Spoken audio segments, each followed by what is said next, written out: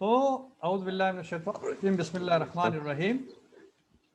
We are discussing demographic stages और epidemiological transition, जिसमें हम क्या डिस्कस कर रहे थे कि शुरू में जो बर्थ और डेथ्स थे वो तकरीबन बैलेंस में चल रहे थे। रीजंस क्या थे कि वहां पर एक तो वैक्सीन नहीं थे, खुराक की कमी थी, बच्चे पैदा होते थे फिर मरते थे, और दोनों में बैलेंस था।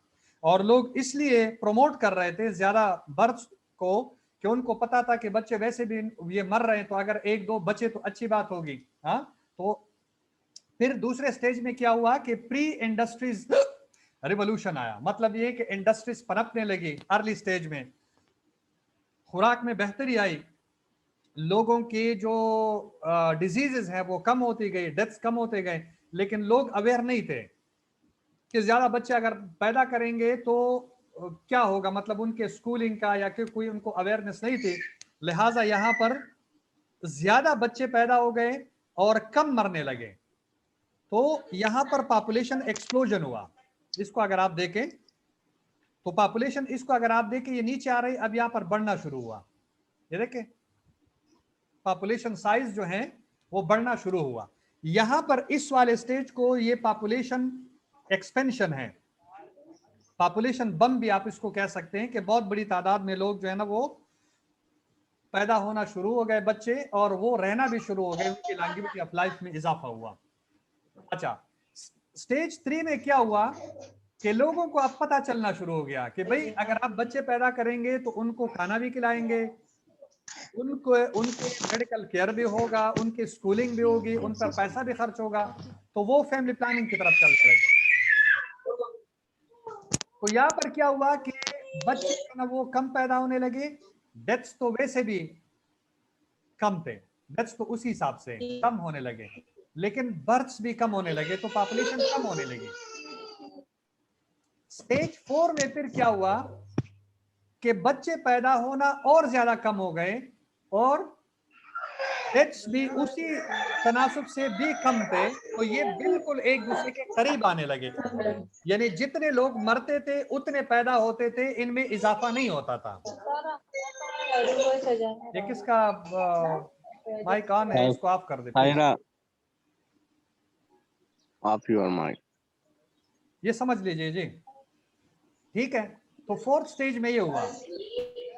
फिर आहिस्ता आहिस्ता क्या हो कि वक्त गुजरने के साथ साथ बर्थ्स और ज्यादा कम हो गए। जैसे मैंने कहा कि चाइना है, चाइना ने बर्थ्स कम कर दिए, उनकी अच्छी खासी जो है ना वो इंडस्ट्रीज डेवलप हैं, और डेथ्स भी कम है, तो यहाँ पर नेगेटिव पॉपुलेशन की तरफ जाने लगा। या ग्रोथ जो है वो लो हुआ और डेथ्स जो है वो भी कम हो गए, तो नेगेटिव पॉपुलेशन की तरफ। और नेगेटिव पॉपुलेशन में दुनिया में अभी जो है वो वाहिद जापान है जो 5th स्टेज में दाखिल हो रहे हैं, कि जिनकी पॉपुलेशन जो है ना वो नेगेटिव में जा रही है। यानी जितने पैदा होते हैं, प्रोडक्शन बिल्कुल स्टॉप है, और डेथ्स जो बूढ़ों के हो रही है तो डेथ्स हो रहे हैं, लेकिन जो कट लगा हुआ है कि बर्थ होने चाहिए तो बर्थ नहीं हो रहे।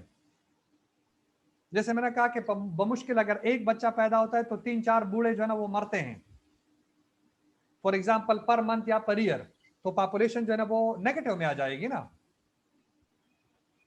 तो ये डेमोग्राफिक स्टेजेस हैं। यहां पर अगर आप देखें तो ये अनदर स्टेज 1 में, स्टेज 2 में आहिस्ता, स्टेज 3 और स्टेज 2 में आहिस्ता आहिस्ता ये पॉपुलेशन बम है, एक्सपेंशन है। और स्टेज 4 में इसको अगर आप देखें तो ये बर्थ रेट है, कम होती जाती बढ़ती है, और डेथ्स जो है ना उसी हिसाब से चल रहे, कम हो रहे। Demographic transition stage 1, high birth, high death, small growth, high infant mortality, low life expectancy, common a few hundred years ago and in developing countries today, जैसे अफ्रीकन कंट्रीज है वहां पर स्टिल अभी ये जो स्टेज 1 है ये उधर चल रहा है। Stage 2, high birth, low death, population explosion, medical and scientific advances, vaccine, drinking water, sewage system, इसमें इंप्रूवमेंट आ गई। 1800 की बात हो रही है, जो कि यूरोप, आप यूरोप की बात आप कर रहे हैं। हमारा मुल्क तो अभी भी स्टेज 3 से जो ना वो गुजर रहा है। लो death, declining birth, social programs, industrialization, urbanization, smaller family strengths, voluntary decision to reduce family size aided by improved contraception related to improved standard of living, natural increase rate fall, low birth, low death, slow population growth, changing role of women, family planning programs. changing role of women का क्या मतलब है? यानी औरतें अब काम करने लगे, जब वो काम करेंगे तो बच्चे कैसे पैदा करेंगे, कैसे रियर करेंगे। फैमिली प्लानिंग प्रोग्राम वो पनपने लगे। Social some African countries birth rate still high, sub Sahara Africa HIV AIDS high death rate, यहां पर डेथ रेट अब भी बहुत हाई है। Fifth, birth rate lower than the death, negative population. Future, however, some European nations and Japan starting to enter this stage, जिसमें population negative में जा रही है। रीजन मैंने बता दिया। Demographic indicators, because demography is interested in changes in human population, demographer focus on specific indicators of change. Two of the most important indicators are birth and death rates, which are also referred to as fertility and mortality. Additional demographers are interested in migration trends or the movement of people from one location to another location. Replacement level fertility. It refers to the number of children that a woman or monogamous couple. Monogamous couple का क्या मतलब है? एक बीवी और एक husband.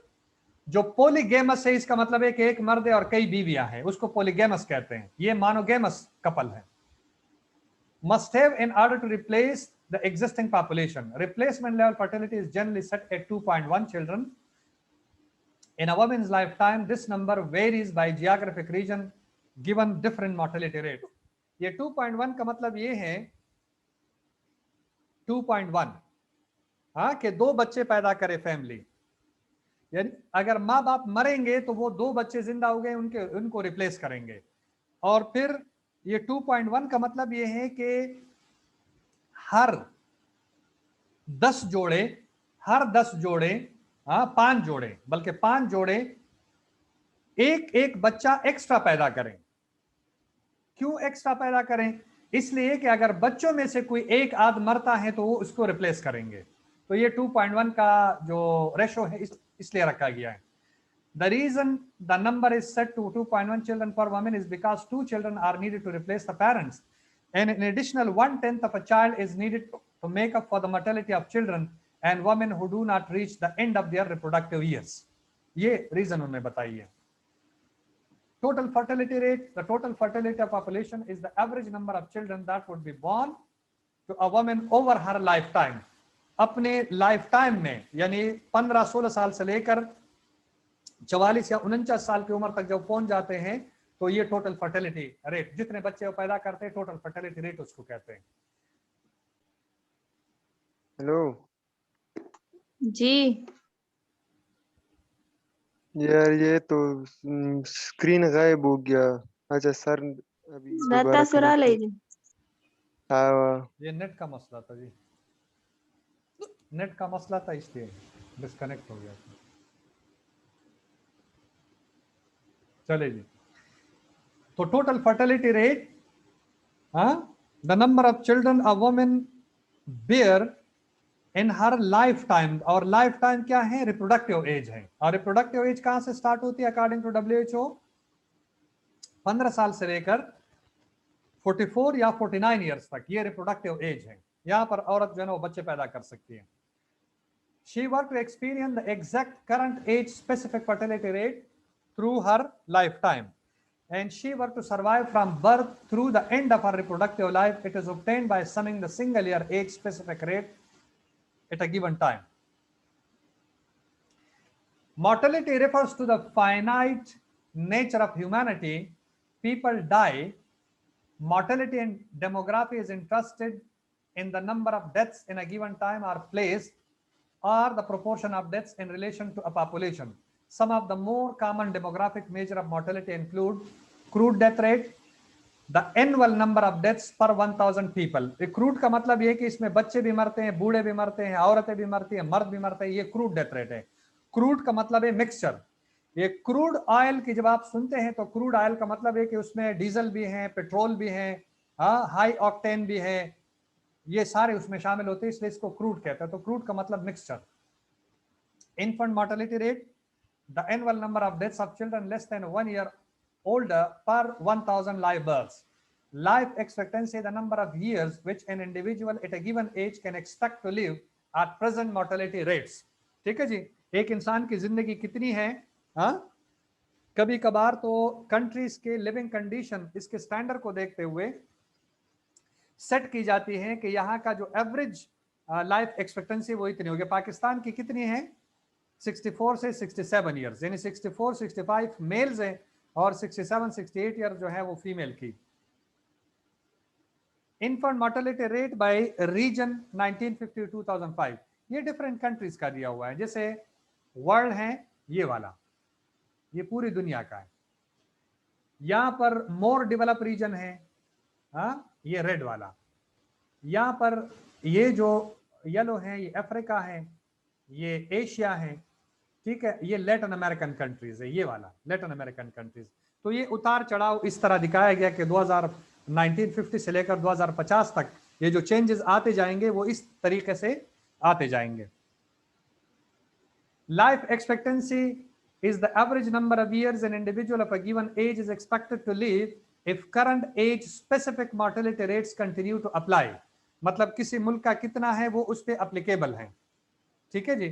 Life expectancy at birth, average number of years a newborn is expected to live if current mortality structure persists throughout its life. Because of the gender differences, life expectancy is calculated also separately for men and women. Life expectancy is an indicator of current health and mortality conditions. Life expectancy at birth by region 1950, ये life expectancy है। तो different countries का आप खुद इस graph को देख लीजिए, किसकी बढ़ रही है किसकी कम हो रही है, ये आपको ये ग्राफ्स जो है ना वो बताएंगे। यहाँ पर अगर आप देखें, the life expectancy at birth की बात हो रही है, ठीक है ना। तो एट बर्थ में आप कैसे डिसाइड करते हैं?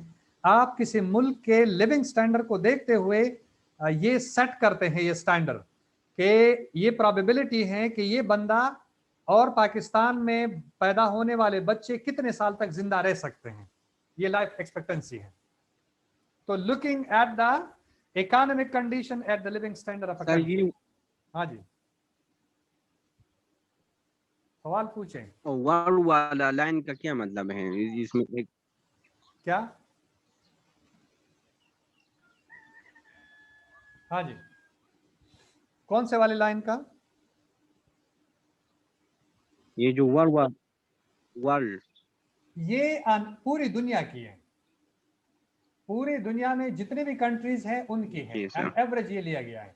और ये फिर डिफरेंट रीजन के हैं। फॉर एग्जांपल ये येलो है तो ये अफ्रीका का है, ये ग्रीन जो है ये एशिया का है। तो अफ्रीका को अगर आप देखें ये 40 साल से हैं, 1950 1955 ये चल रहे हैं, थोड़ा थोड़ा बढ़ रहे हैं, ये बढ़ रहे हैं यहाँ तक। यहाँ पर थोड़ा सा डिक्लाइन हुआ है life expectancy.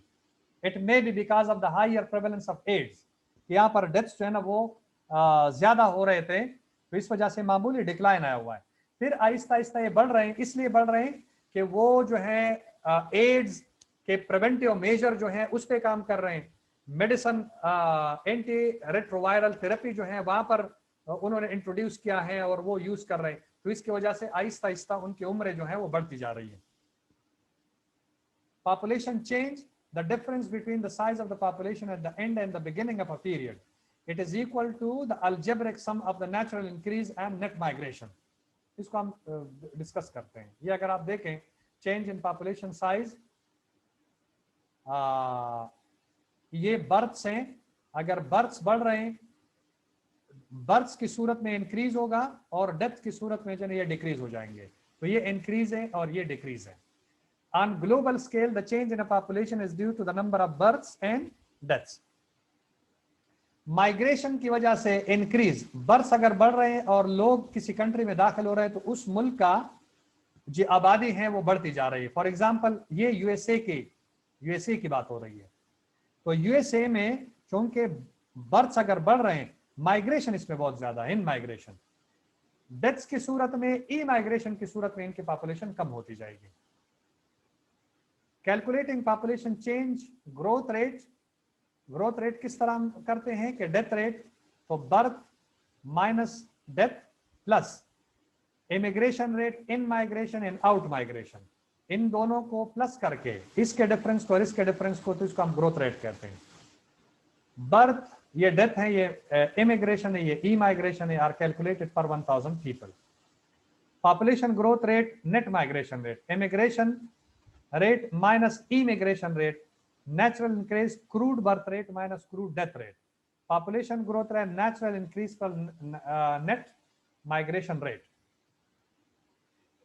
Dependency ratio, the dependency ratio is a measure showing the number of dependent age 0 to 14 and over the age of 65 to the total population age 15 to 64 years, also referred to as the total dependency ratio. Dependency का मतलब समझते हैं कि एक बंदा कमाते हैं तो कितने लोगों को खिलाता है, ये डिपेंडेंसी रेशियो है। फॉर एग्जांपल हमारे कंट्री में या हमारे मुल्क में, हमारे कल्चर में, अगर माँ बाप या बाप कमाता है तो 4-5 बच्चे उस पर डिपेंडेंट होते हैं, ठीक है जी। यूरोप में ये, और हम उस वक्त तक ये डिपेंडेंट होते हैं जब तक उनको नौकरी नहीं मिलती, रोजगार नहीं मिलता, तो उस वक्त तक ये डिपेंडेंट होते हैं। अब यूरोप में ये है कि वहां पर पहले 0 से लेकर 14 ईयर्स तक वो डिपेंडेंट होते थे, अब उन्होंने 18 साल कर दी कि 18 साल पे ये डिपेंडेंट होंगे और 18 साल के बाद ये खुद कमाएंगे, वो जाएंगे काम करेंगे खुद कमाएंगे, फैमिली पर वो डिपेंडेंट नहीं होते। तो यूरोप में ये है कि 18 साल के बाद वो अपने बच्चों से आजाद हो जाते हैं, वो कहते हैं कि भाई खाओ कमाओ और खाओ पियो मजे उड़ाओ, अब हम पर आप डिपेंडेंट नहीं रहे। और कौन से लोग, वो लोग जो 65 ईयर्स एंड अबव है वो भी डिपेंडेंट में आते हैं, इसलिए कि वो रिटायर लाइफ गुजारते हैं। Dependency ratio, comparison between the productive working and non-productive non-working population, often expressed in non-productive per 100 productive। ये मेल और फीमेल यूनाइटेड किंगडम की एग्जांपल ली है। ये देखें, ये वाला ऊपर और ये नीचे, ये दोनों डिपेंडेंट है और ये वाला प्रोडक्टिव है, ये कमाएंगे और इन दोनों को खिलाएंगे।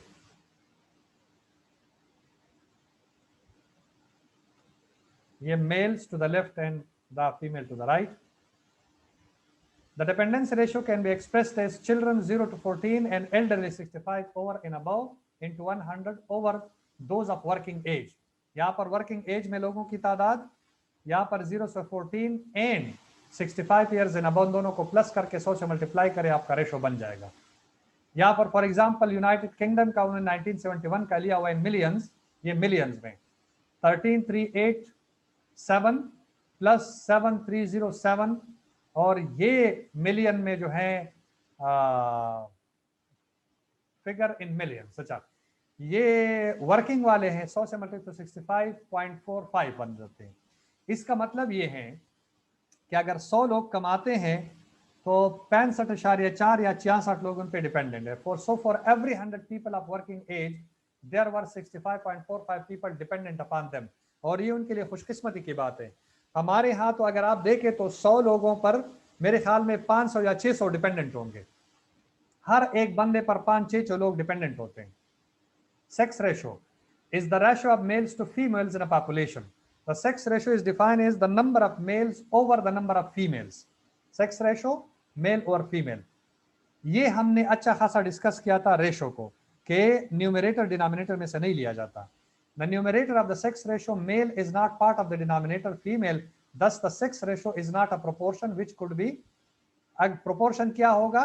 Proportion male over male plus female। अगर ये मेल इन दोनों में से लिया जाए डिनोमिनेटर तो फिर ये प्रोपोर्शन होगा, अदरवाइज अगर मेल और नीचे फीमेल है तो फिर ये रेशो होगा। Epidemiological transition, age mortality has changed, the cause structure has shifted from a preponderance of death due to infectious and parasitic causes to a preponderance of deaths due to degenerative or causes or injuries. पहले क्या होता था, epidemiology में हम क्या करते हैं, हम मॉर्टेलिटी को देखते हैं, डिजीज को देखते हैं, डिजीज कम हो रही है, डिजीज ज्यादा हो रही है, डिजीज क्यों कम हो रही है और क्यों बढ़ रही है, ये पॉइंट ऑफ फोकस होता है. This change, which is associated with a change in age pattern of mortality, is called the epidemiologic transition. The change associated with a change in age pattern of mortality is called the epidemiologic transition. During the epidemiologic transition, a long-term shift occurs in mortality and disease patterns, whereby pandemics of infection are replaced by degenerative and man-made diseases. Bomb blast हो रहे हैं, लोग मर रहे हैं, degenerative disease की वजह से, किसी को माइकार्ड इंफार्क्शन है, कैंसर है, ये डिजेनरेटिव डिजीज है.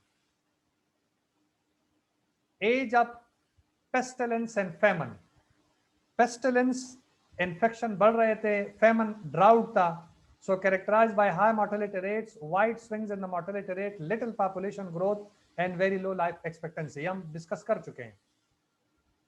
Age of preceding pandemics, epidemics become less frequent, infectious diseases in general become less frequent, a slow rise and degenerative diseases begin to appear. अच्छा जी, एज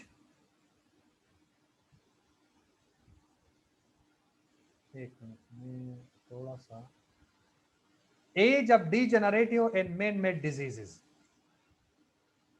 नॉन कम्युनिकेबल डिजीजेस, इसमें cancer है, diabetes है, chronic respiratory COPD and cardio, all these are chronic diseases. Injuries and traumas, accident and bomb blast.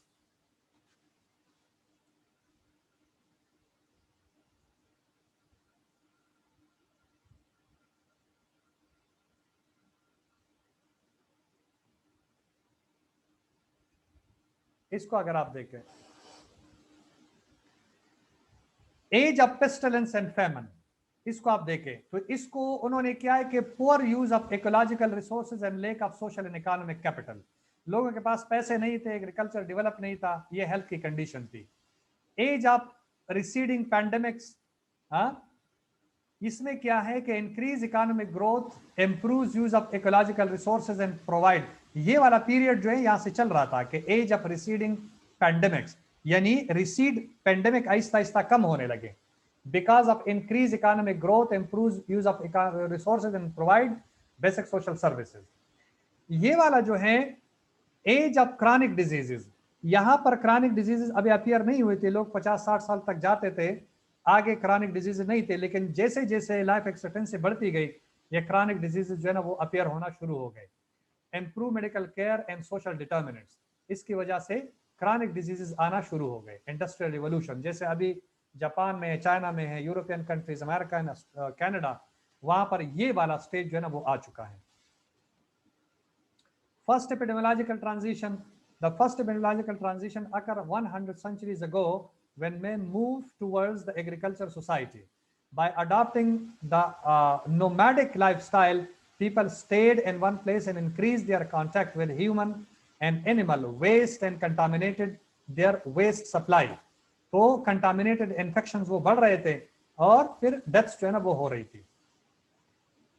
First epidemiological and even the cultivation of soil and clearing of land expose people to insects, bites, bacteria and parasites. यहाँ पर मच्छर भी काटते थे और भी कीड़े मकोड़े थे, जिनकी वजह से ये डिजीजेस मुंतकिल होती थी. As cities grew and exploration of the surrounding world increased, men spread deadly diseases in ever greater numbers. लोग कांटेक्ट में आने लगे और ज्यादा जो है ना वो इन्फेक्शन फैलने लगे और लोग मरने लगे. This epidemiological transition was described as the age of pestilence and famine. So famine भी कहते हैं, famine भी कहते हैं. Epidemiologic famines and wars caused huge number of deaths. Infectious diseases were dominant, causing high mortality rates, especially among children.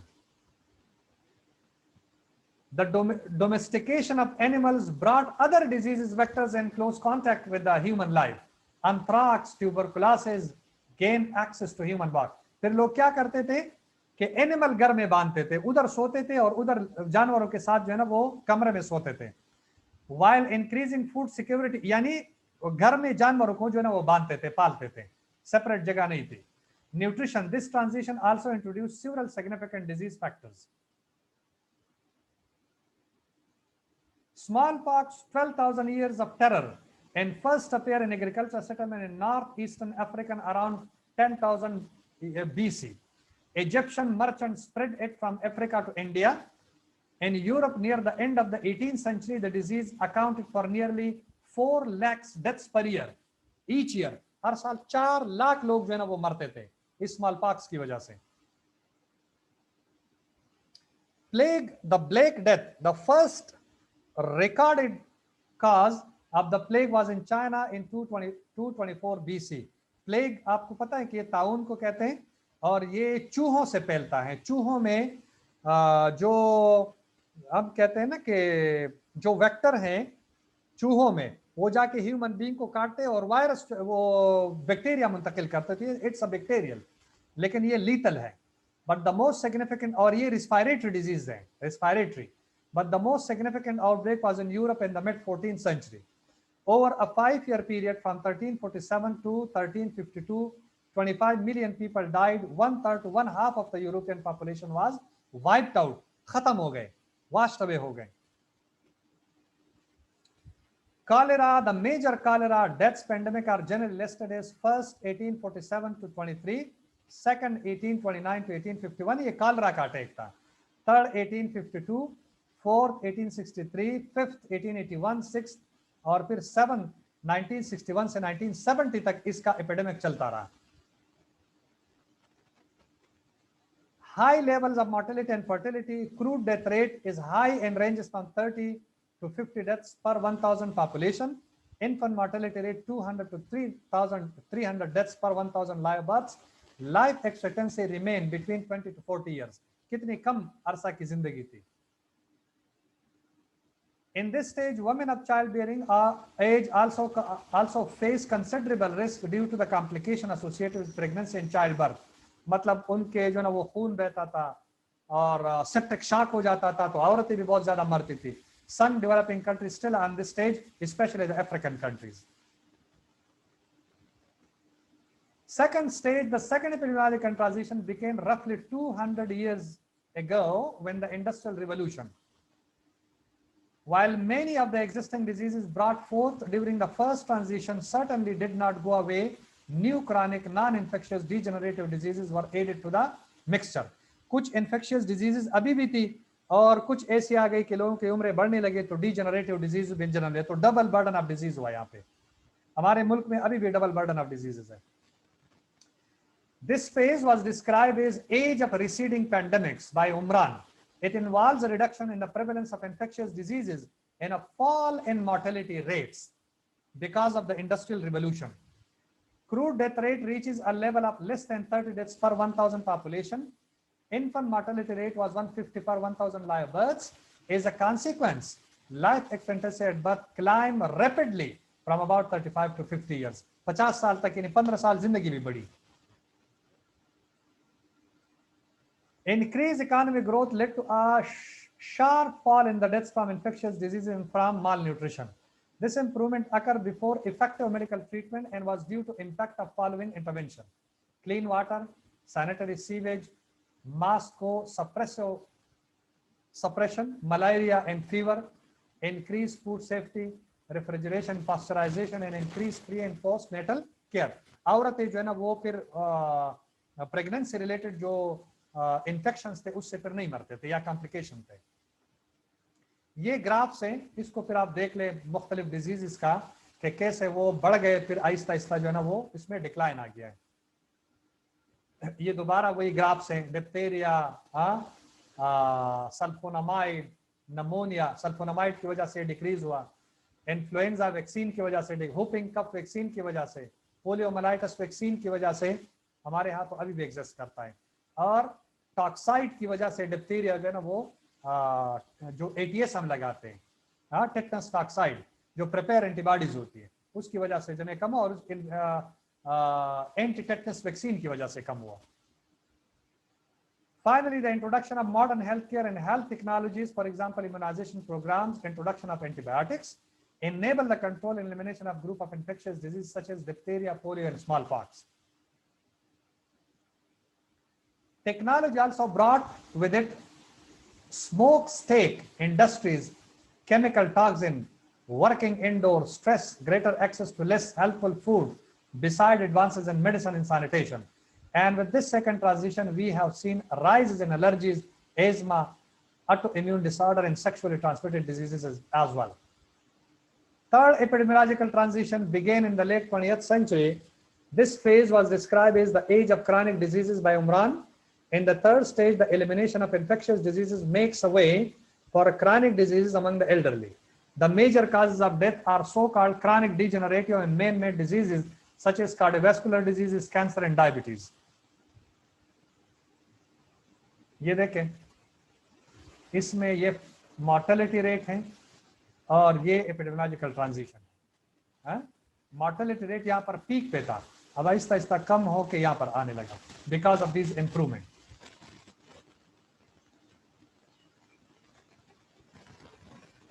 Due to low level of, ये देखें, sorry ये slide जो ना infectious diseases में इतनी जो ना वो कमी आ गई, लेकिन साथ साथ में ट्रामा, वार की वजह से, एक्सीडेंट की वजह से बढ़ गया. Non dependent diabetes mellitus, non insulin diabetes dependent diabetes mellitus वो बढ़ने लगा, कोरोनरी हार्ट डिजीज बढ़ने लगा, कैंसर के जो है ना वो इसकी प्रेवलेंस बढ़ने लगी. Due to the level of mortality and fertility there is low level, little population growth, CDR stables at a level of less than 20 deaths per 1,000 population. By the end of third stage, infant mortality reaches a level of less than 25 deaths